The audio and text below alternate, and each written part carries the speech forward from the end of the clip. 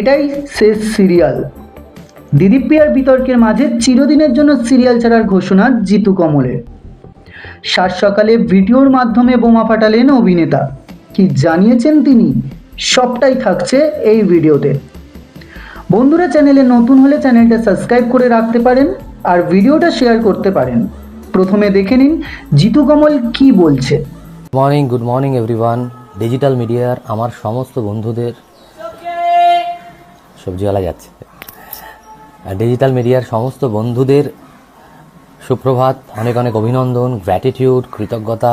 একটা ছোট্ট অ্যানাউন্সমেন্টের জন্য এখানে আসা, কারণ দর্শক আমাকে জিতু কামাল তার নিচে যে একটার লেখার সাহস, একটার লেখার অধিকার দিয়েছেন, সেই দর্শকদের না জানিয়ে কোনো কাজই আমি খুব একটা করি না। খুব আনন্দের সঙ্গেই জানাচ্ছি, this is my last mega.